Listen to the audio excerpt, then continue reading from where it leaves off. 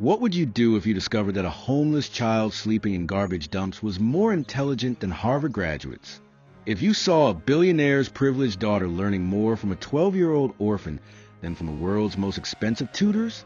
This is a shocking true story that will challenge everything you believe about success, intelligence, and human potential. A story so powerful it created international headlines and changed educational systems across multiple countries. In the heart of Lagos, Nigeria, where extreme wealth and crushing poverty exist side by side, an impossible encounter was about to unfold. Dr. Kamal Okonkwo, one of Africa's most successful pharmaceutical billionaires, believed his money could buy his daughter the best education available. Meanwhile, 12-year-old Amara survived in a slum by collecting garbage during the day and studying advanced mathematics by candlelight at night.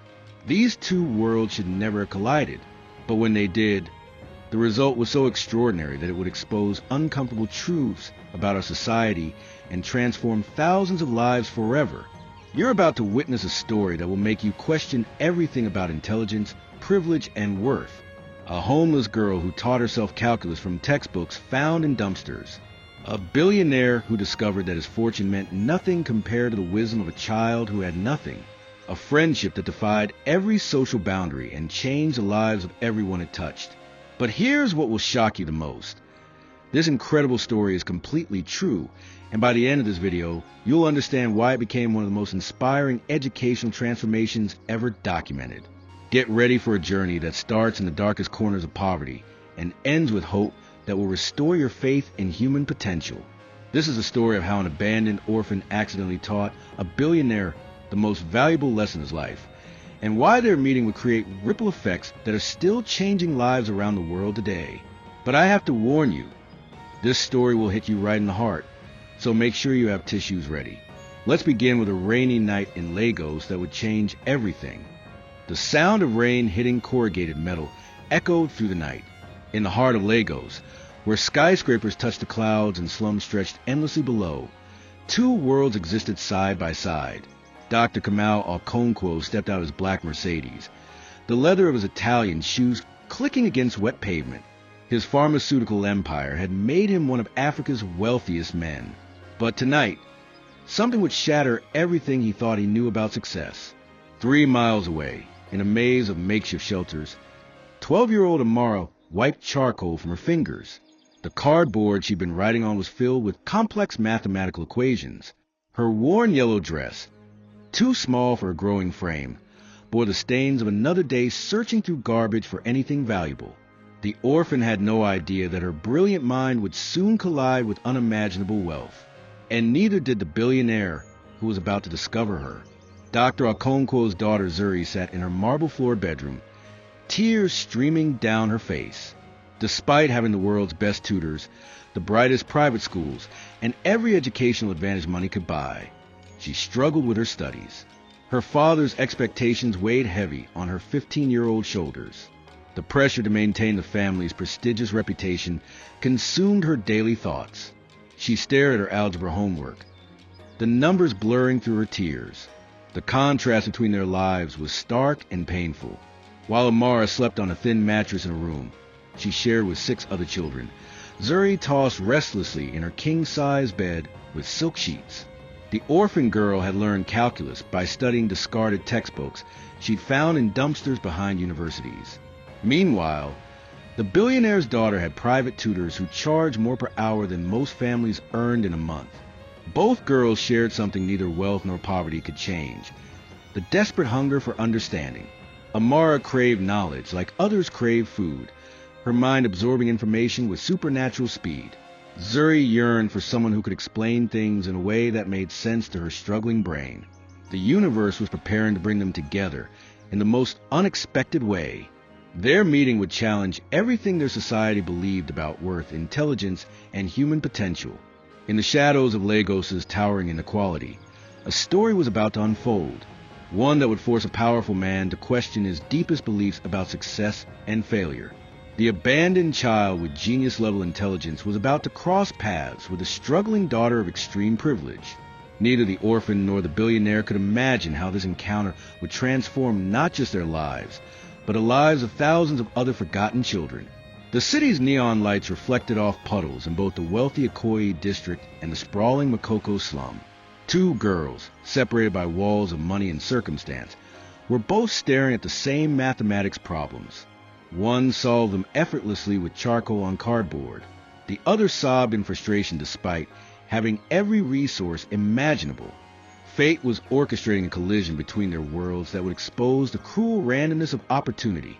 Dr. Okonkwo had built his fortune by believing that hard work and intelligence were always rewarded. His pharmaceutical company had developed life-saving medications that helped millions across Africa. He prided himself on being a self-made man who earned everything through merit and determination. But he was about to meet a child whose intelligence surpassed his own, yet who had been given nothing but scraps to survive on. As the rain continued to fall on Lagos that night, washing the dust from expensive cars and flooding the narrow paths between shacks, something magical was stirring. The orphan girl was about to teach the billionaire's daughter, and in doing so, she would accidentally teach the billionaire himself the most valuable lesson of his life, a lesson about the true meaning of wealth, the real source of wisdom, and the hidden potential that society throws away every single day. But first, they had to meet. 3 weeks later, Zuri's private school organized what they called a community service initiative. The wealthy students would visit the city's outskirts to distribute supplies and gain perspective on their privileges. Zuri sat in the air-conditioned bus, her stomach churning with anxiety about her upcoming chemistry exam. She had failed the last 3 tests despite her expensive tutor's best efforts. The other students chattered excitedly about how this volunteer work would look impressive on their university applications.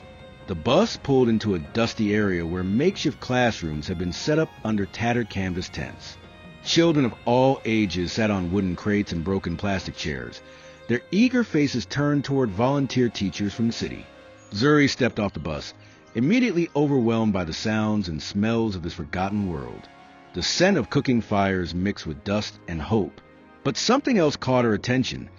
The sound of a young girl's voice explaining advanced chemistry concepts with startling clarity. Under the largest tent, Amara stood before a group of children twice her age. In her hands, she held pieces of broken glass and metal sheet found in the dump, using them to demonstrate molecular structures. "See how the atoms bond together," she said, her voice confident despite her ragged appearance. "When you understand the pattern, chemistry becomes like music. Each element has its own rhythm and harmony."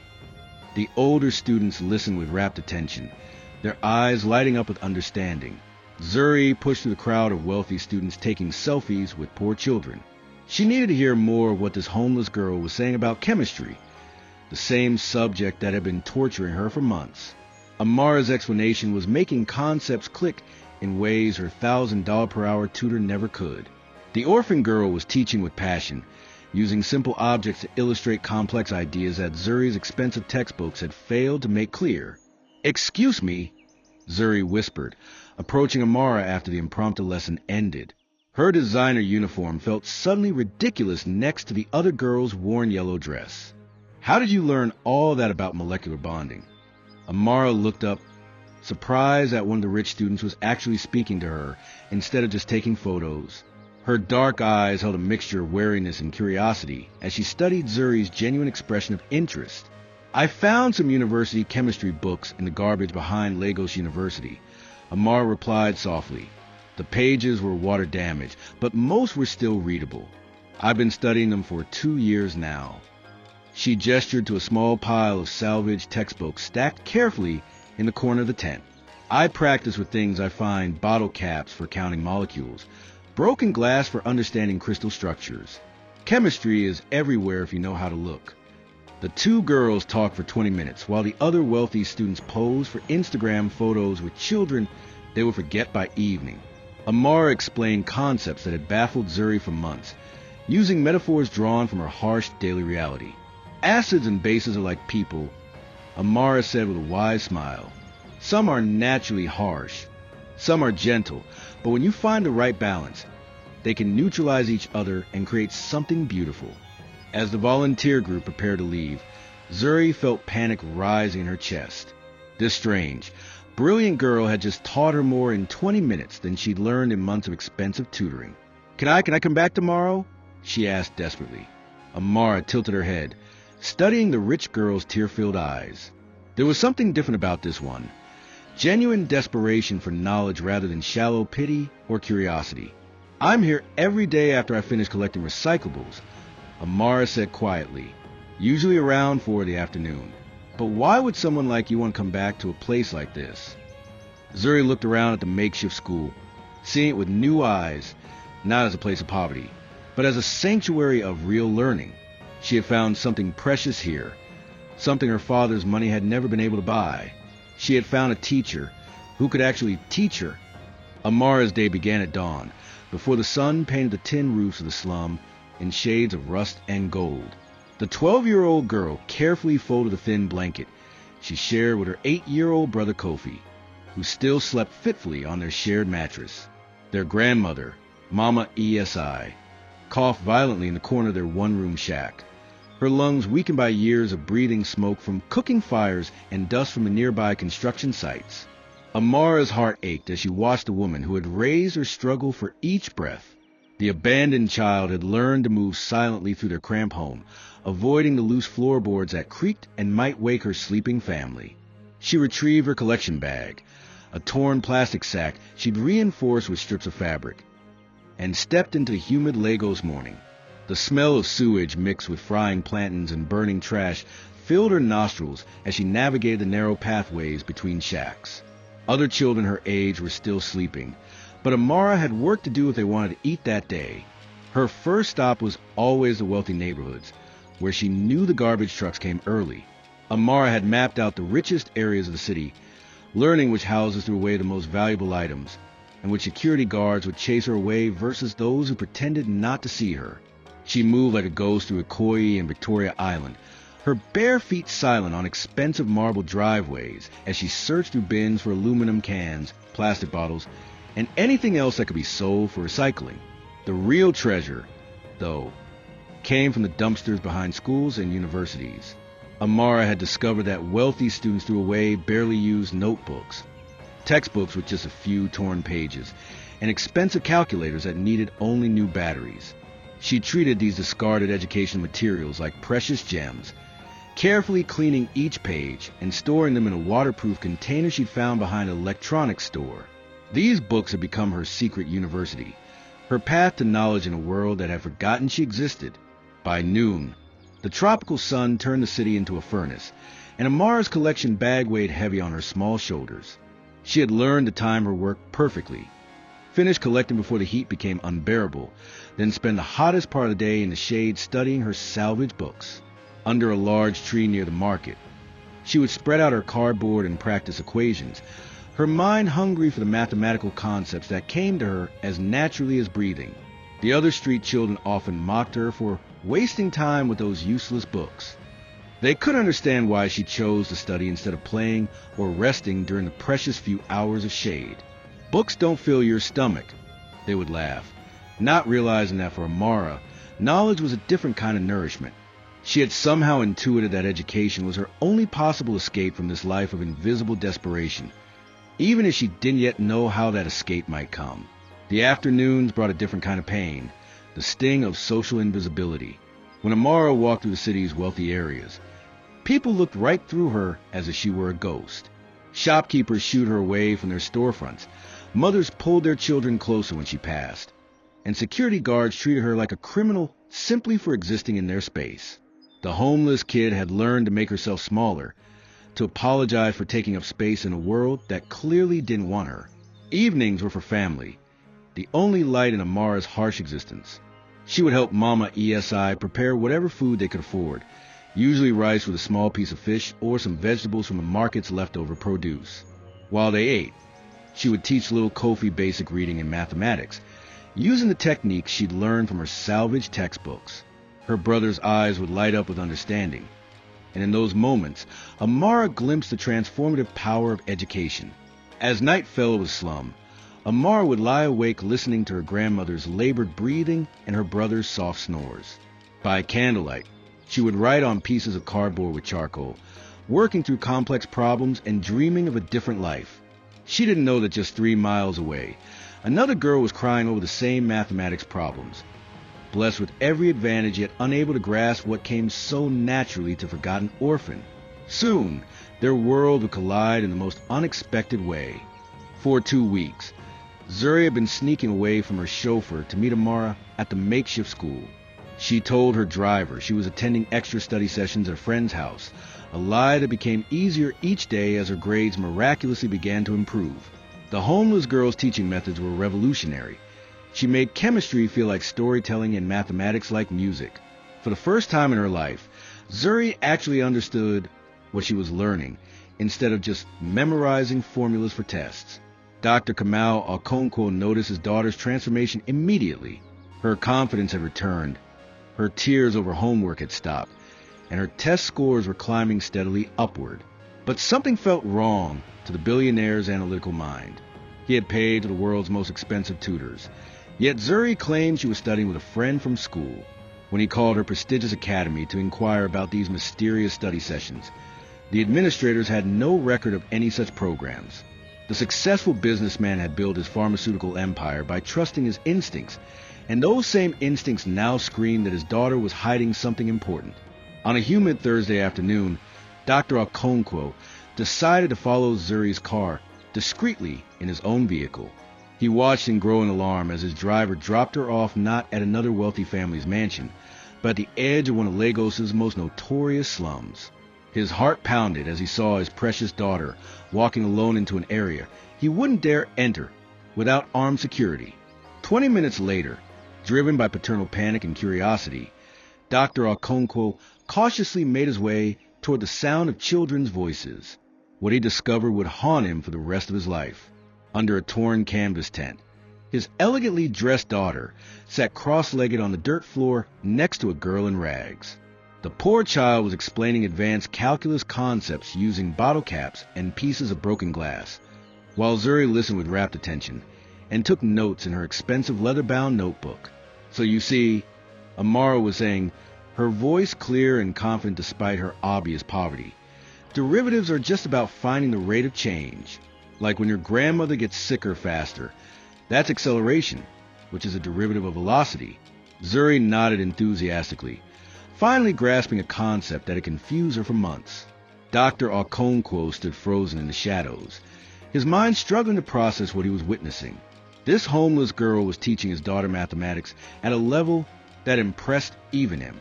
The billionaire's first reaction was pure, instinctive rage. How dare this dirty street child manipulate his daughter? What kind of scam was this ragged orphan trying to run on his family? His hand moved toward his phone to call security, his business mind immediately assuming the worst possible motives. But then he heard Amara speak again, and her words stopped him cold. Education is the only wealth that can never be stolen from you, she told Zuri softly. That's what my grandmother always says. For several long minutes, Dr. Okonkwo remained hidden, watching this impossible scene unfold. The abandoned child demonstrated complex scientific principles with the passion of a born teacher and the wisdom of someone far beyond her 12 years. She had somehow accomplished what teams of expensive educators had failed to do. She had made his daughter love learning. The poor girl's intelligence was undeniable, her teaching methods brilliant, and her genuine care for Zuri's education absolutely clear. When an informal lesson ended and the two girls began to say their goodbyes, Dr. Okonkwo finally stepped into the light. "Zuri," he called out, his voice carefully controlled despite the storm of emotions raging inside him. His daughter spun around, her face draining of color as she realized she'd been discovered. Amara immediately stepped back, her survival instincts recognizing danger in the appearance of this obviously wealthy and powerful man. The air crackled with tension as three very different worlds suddenly collided. "Papa, I can explain."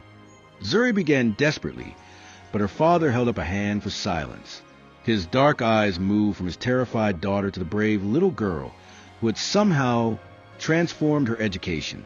Dr. Okonkwo had spent his entire career making split-second decisions that determined the fate of his business empire.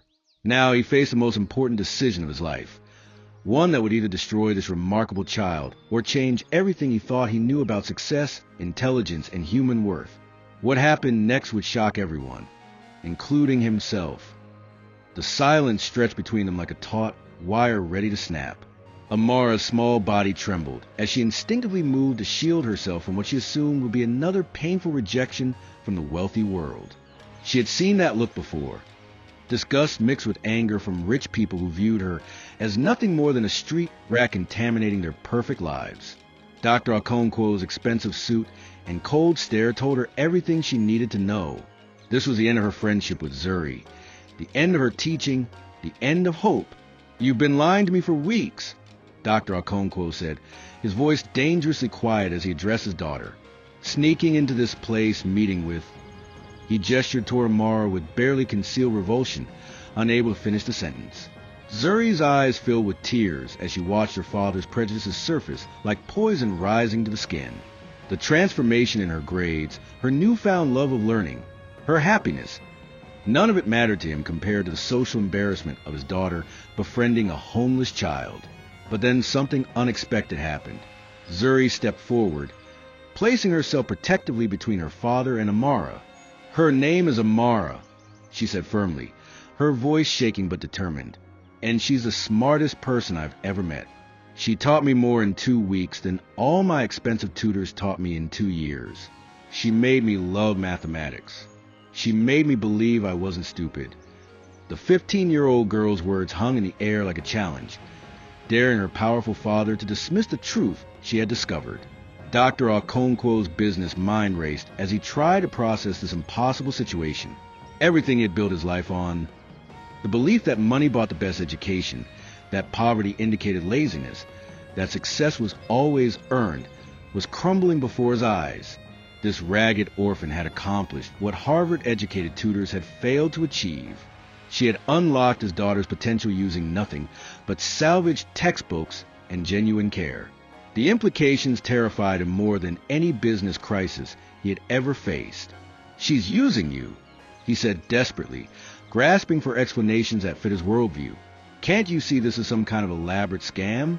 She probably researched our family, learned about your struggles in school, and positioned herself to take advantage of your vulnerability." His voice grew louder with each word, as if volume could make his accusations true.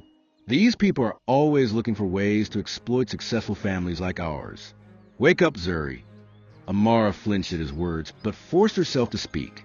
"I don't want anything from you," she said quietly, her dignity intact despite her obvious fear. "I've never asked Zuri for money or gifts or anything except the chance to share what I know. Learning is meant to be shared. That's what makes it beautiful. I'm sorry if my friendship with your daughter has caused problems."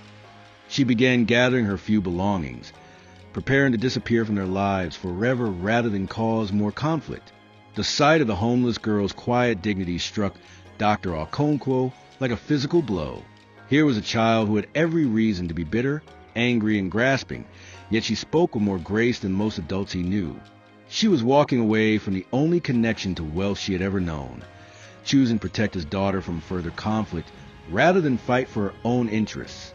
The businessman's carefully constructed worldview began to crack like glass under pressure. "Wait," he called out, surprising everyone including himself. Amara paused but didn't turn around, her small shoulders tense with expectation of further cruelty. Dr. Okonkwo looked at his daughter's tear-streaked face, at the pile of textbooks she had been learning from, at the mathematical equations written in charcoal on cardboard. The evidence was undeniable. This orphan possessed extraordinary intelligence and teaching ability. His prejudices warred with his analytical mind, creating a storm of confusion he had never experienced before. "I need to understand this," he said finally, his voice softer but still filled with internal conflict. "How did you learn all this? Where did you come from? What do you really want from my family?" The questions tumbled out as Dr. Okonkwo struggled to reconcile his assumptions with reality. He was a man who had built an empire on making smart decisions based on facts. Yet here was a fact that challenged everything he believed about intelligence, opportunity, and human worth. The abandoned child was about to give him answers that would change his life forever. For the next hour, Amara told her story with quiet honesty. She spoke of finding textbooks in dumpsters, of studying by candlelight while caring for her sick grandmother and younger brother. She explained how she had taught herself calculus, chemistry, and physics using discarded materials and pure determination. Dr. Okonkwo listened in stunned silence as this 12-year-old orphan described intellectual achievements that rivaled those of graduate students. Her voice never carried self-pity, only a deep love for learning that transcended her harsh circumstances. "I've never wanted anything except knowledge," Amara concluded softly. "When I met Zuri, I saw someone who would struggle with concepts that felt natural to me. Sharing what I know felt like giving water to someone who was thirsty.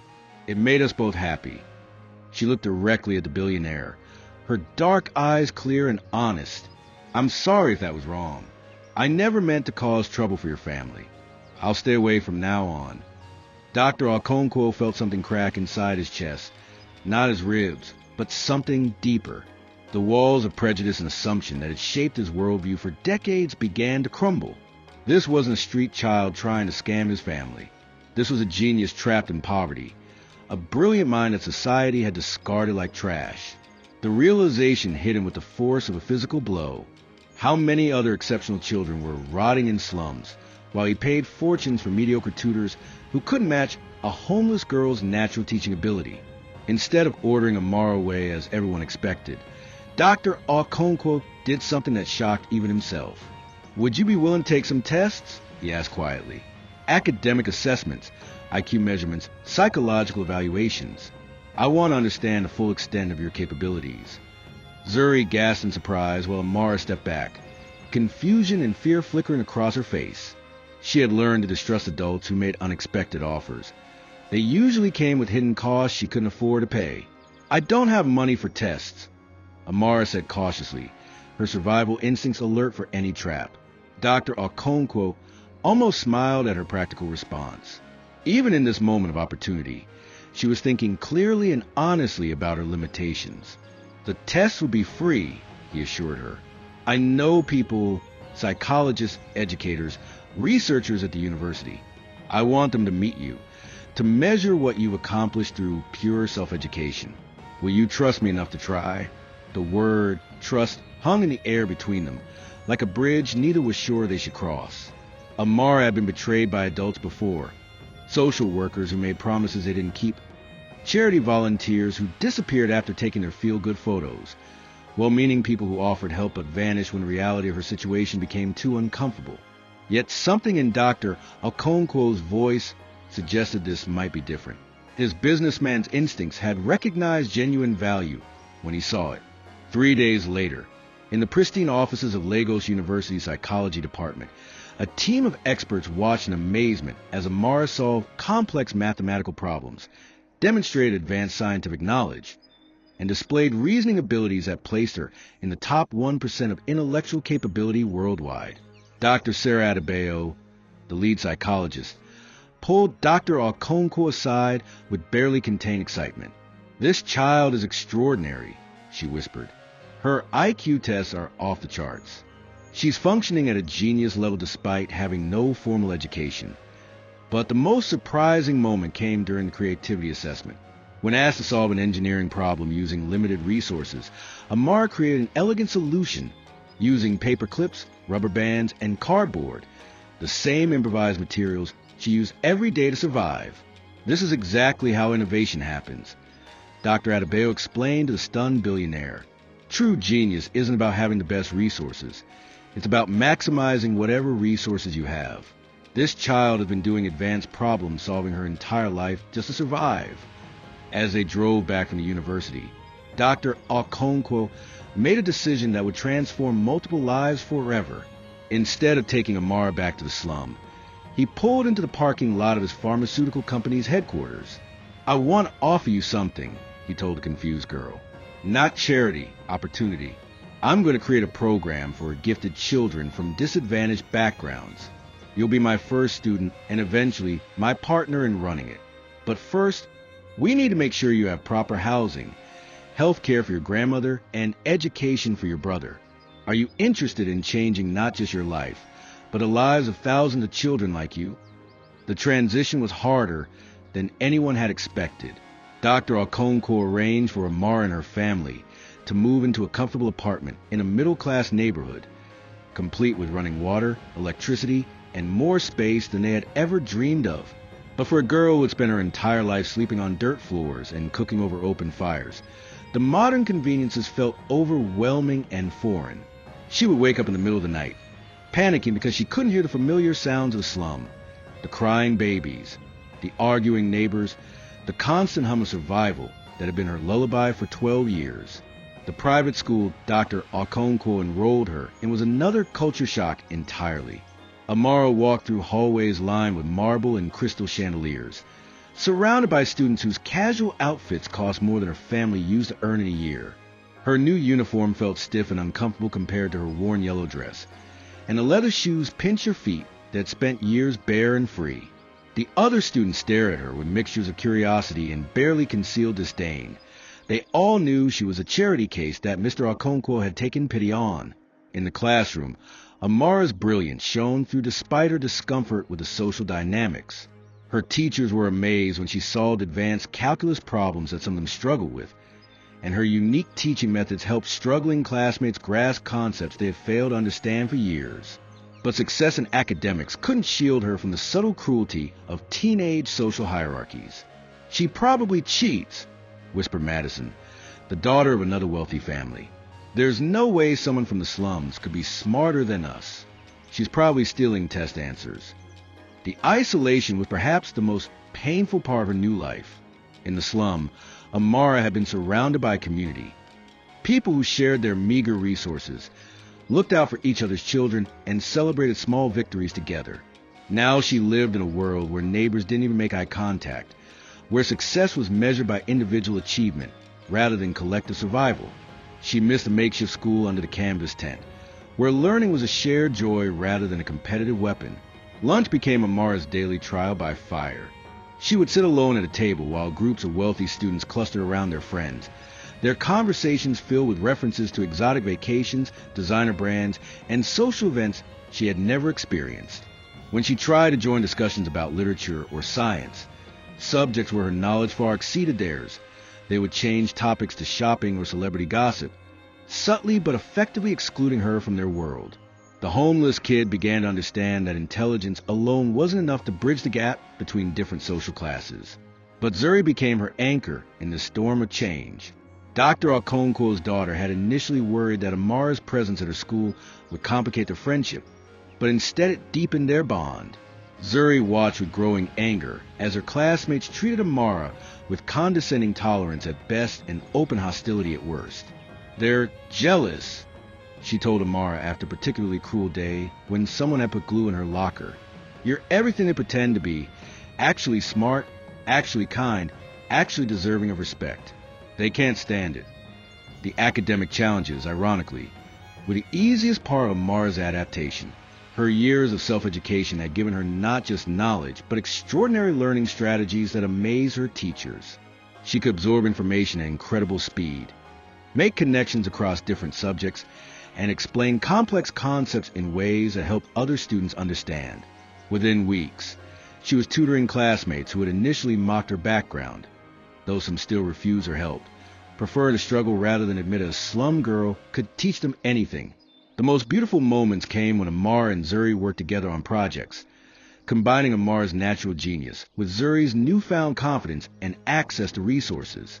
They created science presentations that left teachers speechless, solved mathematical proofs that impressed university professors, and developed innovative approaches to learning that other students began copying. In these moments, Amara glimpsed what her new life could become. Not just personal success, but the platform to help other forgotten children discover their own hidden potential. But late at night, when the apartment was quiet and her grandmother slept peacefully in her own bed for the first time in years, Amara would sometimes cry silent tears of confusion and gratitude.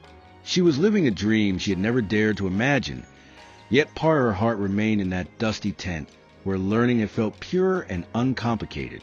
The orphan was discovering that escaping poverty was just the beginning. Now she had to learn how to thrive in a world that would always see her as an outsider, no matter how brilliant she proved herself to be.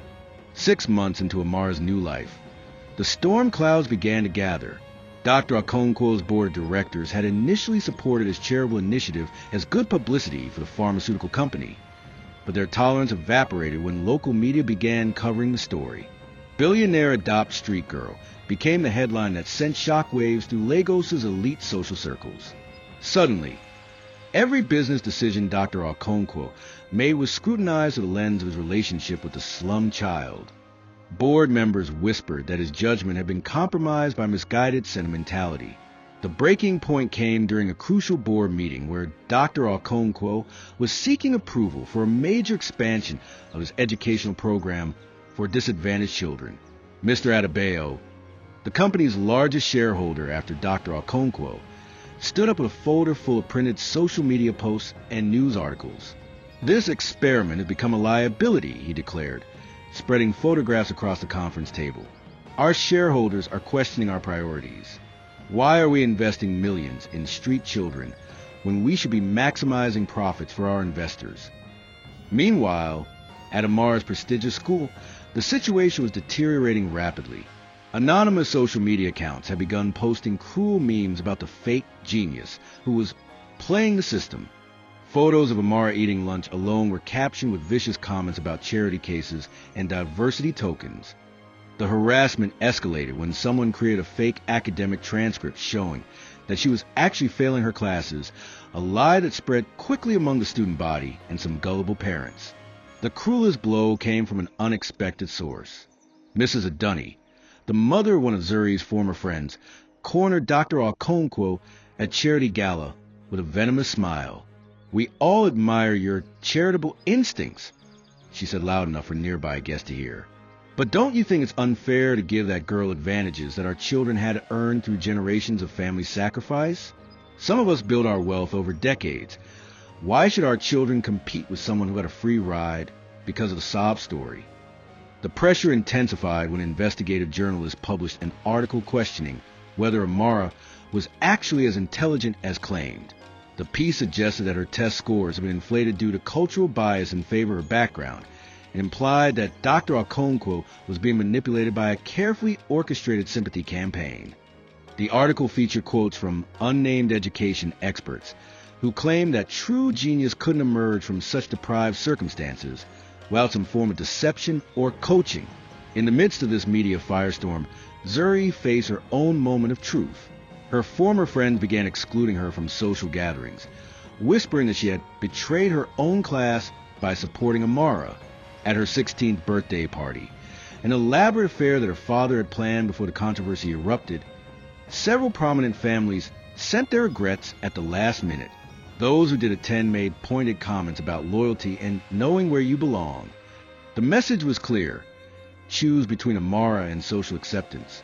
The final test came when the school's parent association demanded that Amara be removed from advanced placement classes, claiming her presence was disrupting the learning environment for paying students. They presented a petition signed by over 50 families threatening to withdraw their children if the social experiment continued. Dr. Okonkwo received a call from the school's headmaster, who apologetically explained that the institution might need to reconsider Amara's enrollment to preserve harmony among the parent community. As the pressure mounted from all sides, both Dr. Okonkwo and Zuri found themselves at crossroads that would define their character forever. The billionaire CEO faced a choice between his business empire and his moral convictions, while his daughter had to decide whether to stand by her friend or retreat into the safety of her privileged world. Amara, meanwhile, watched the gathering storm with the quiet dignity she had learned in the slums, preparing once again to disappear rather than cause more trouble for the family that had given her everything. The abandoned child had always known that dreams could be fragile things, easily shattered by the harsh realities of a world that preferred to keep people in their designated places. As she packed her few belongings one quiet evening, preparing to return to the streets to protect the Okonkwo family from further damage, she didn't know that her greatest test was about to become her most powerful victory. The very people who sought to destroy her were about to discover what true strength looked like when it emerged from genuine love and unshakable principle. The morning that would change everything began with Amara's quiet goodbye letter on Dr. Okonkwo's desk. "Thank you for showing me that dreams can be real, even if only for a little while," she had written in her careful handwriting. "I'm going back to where I belong so that you and Zuri can have peace. The knowledge you helped me gain will always be the greatest gift of my life. I'll use it to help other children like me, just as you taught me." By the time the family discovered her absence, she had already returned to the slum with Mama ESI and little Kofi. Zuri's reaction was immediate and volcanic. She stormed into her father's office at the pharmaceutical company, tears streaming down her face, her voice shaking with rage and heartbreak. "She's gone. Amara's gone because you didn't fight hard enough for her." The 15-year-old girl faced her powerful father with the fierce courage that comes from righteous anger. "You taught me that intelligence and character matter more than money, but when it was time to prove it, you let them win. You let them chase away the best person I've ever known." Dr. Okonkwo sat in stunned silence, Amara's letter trembling in his hands. The words of the remarkable girl who had transformed his understanding of human potential cut deeper than any business failure ever could. He realized that in trying to balance competing pressures, he had failed the test that truly mattered. The orphan girl who had given his daughter the gift of learning, who had shown him the meaning of genuine intelligence and grace under pressure, had sacrificed herself to protect his comfort and reputation. "You're right," he whispered, his voice breaking with emotion. "I let fear make me weak. I let them convince me that protecting our social standing was more important than protecting someone who trusted us with her future." The billionaire CEO who had never shown vulnerability in business suddenly looked like what he was: a father who had disappointed his child and betrayed an innocent girl who had asked for nothing but the chance to learn and teach. What happened next would become legend in Lagos business circles. Dr. Okonkwo called an emergency press conference for that very afternoon, against the advice of his lawyers, his board, and his public relations team. Standing before cameras and reporters with Zuri beside him, he spoke with a clarity and passion that surprised everyone who thought they knew him. "6 months ago, I met a 12-year-old girl who taught me that genius has nothing to do with privilege and everything to do with determination, curiosity, and heart.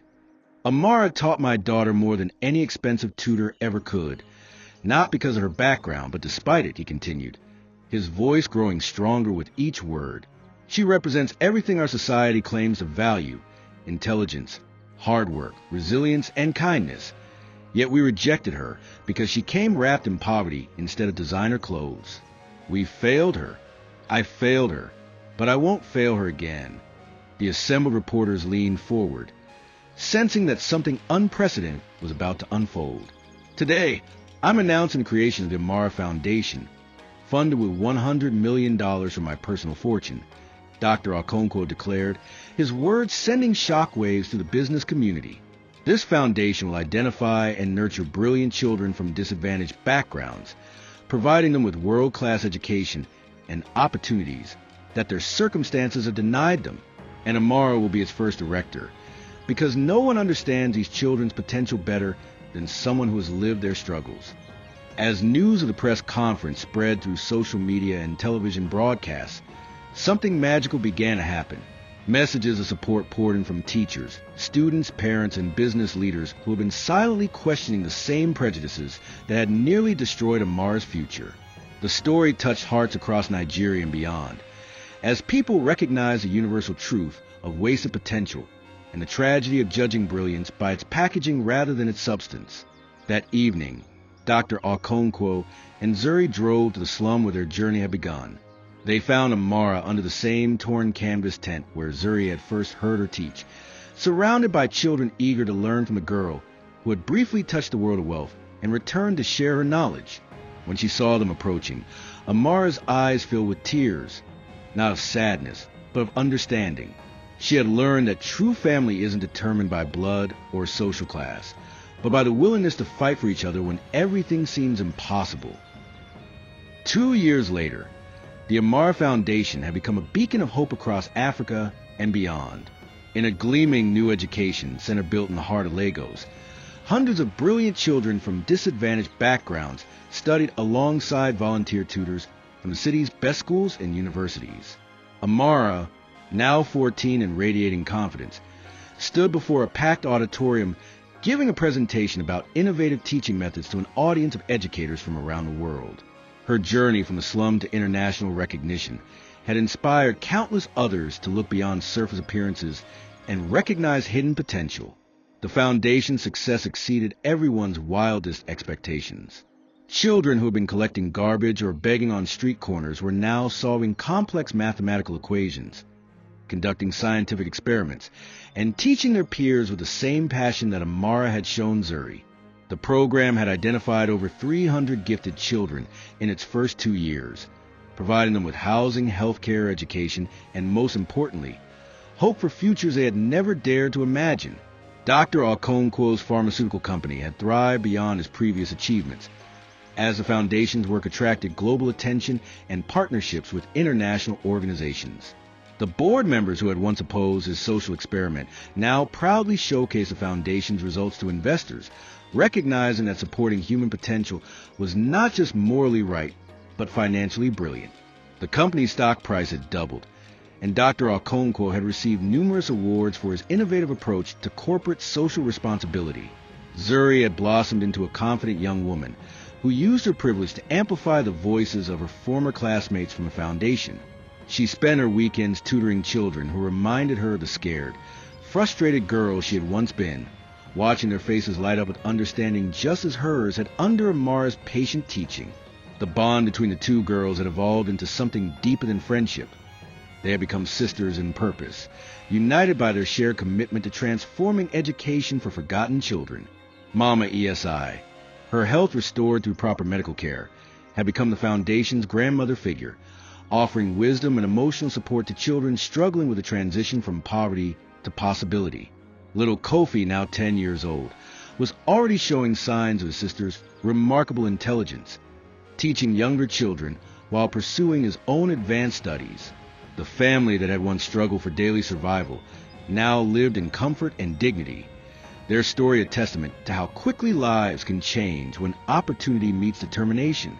The ripple effect of Amara's story continued to spread far beyond Lagos. Similar foundations opened in Kenya, Ghana, and South Africa, all based on a model that extraordinary intelligence could emerge in the most unlikely circumstances. Universities began changing their admission criteria to look beyond standardized test scores and family backgrounds, recognizing that true potential often developed in adversity rather than comfort. The homeless kid who had taught with charcoal on cardboard had inadvertently started an educational revolution. During the Foundation's second anniversary celebration, Amara stood once again before an audience, but this time the gathering included presidents, Nobel laureates, and education ministers from around the world. Her yellow dress had been replaced by elegant formal wear, but her eyes still held the same fierce intelligence and compassion that had first captured Dr. Okonkwo's attention. "Every child deserves a chance to discover their own brilliance," she said, her voice carrying to every corner of the packed auditorium. 2 years ago, I was invisible to the world, my potential buried under layers of poverty and prejudice. Amara continued, her words carrying the weight of lived experience. But one family chose to see beyond appearances and recognize the possibility that exists in every human being. Today, I challenge each of you to find invisible children in your own communities, the ones whose intelligence is hidden behind circumstances they never chose. Give them what Dr. Okonkwo gave me, not charity, but opportunity, not pity, but partnership, not rescue, but recognition of their inherent worth. As the audience rose in thunderous applause, Dr. Okonkwo felt tears of pride streaming down his face. The homeless girl who had once taught his daughter under a canvas tent had grown into a global advocate for educational justice, her influence reaching corners of the world he had never imagined. But perhaps the most beautiful transformation was the simplest one. 3 people from vastly different worlds had become a family, proving that love and respect could bridge any gap, when hearts were open to seeing the extraordinary potential that exists in every human soul.